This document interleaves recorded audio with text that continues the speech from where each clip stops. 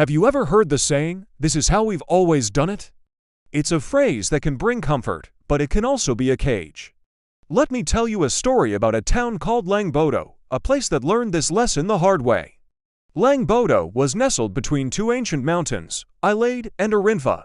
These mountains were like stern parents, and over time, the people of Langbodo became just like them, unyielding, suspicious of new ideas, and fiercely attached to tradition. They were convinced their ancestors had perfected everything, from farming to healing. To them, the word change was an insult. Every year, travelers would pass through on their way to the big trade cities. They'd bring new tools, new farming techniques, and better ways to store food. The people of Langbodo would listen politely, nod, and then go right back to their old ways. The town elders would say, if these methods were truly better, our ancestors would have used them, so nothing ever changed. Then, disaster struck. The rainy season started late, but the clouds held their water, refusing to release it. The sun beat down, cracking the earth. The river shrank, trapping fish in shallow, muddy pools.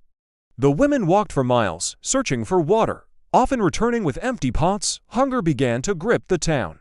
At first, everyone assumed the drought would pass. It always did, but this time was different. It worsened. Livestock collapsed in the fields, children's cries echoed through the quiet streets. Even the elders, who always claimed to have seen worse, had no answers. One hot afternoon, a group of travelers arrived, engineers and herbalists who had seen the drought spreading across the land. They had solutions. They offered to help Langbodo dig deep boreholes for water, plant crops that could survive the heat, and build channels from a distant river that still flowed.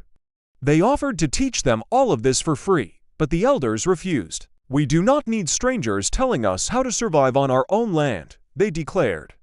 Defeated, the travelers shook their heads and left, but someone had been watching. Her name was Àríkẹ, a quiet 15-year-old girl known for her sharp questions. She saw the elders clinging to pride while their people suffered. At the next town meeting, as the elders once again insisted on waiting for the gods, Àríkẹ stood up. Her voice, though soft, cut through the tension. "With all respect," she said, "if our old ways were enough, why are our barns empty? Why are our rivers dry? And why did we just send away the only people who offered to help?" A murmur spread through the crowd. Some people frowned at her boldness, but deep down, everyone knew she was right.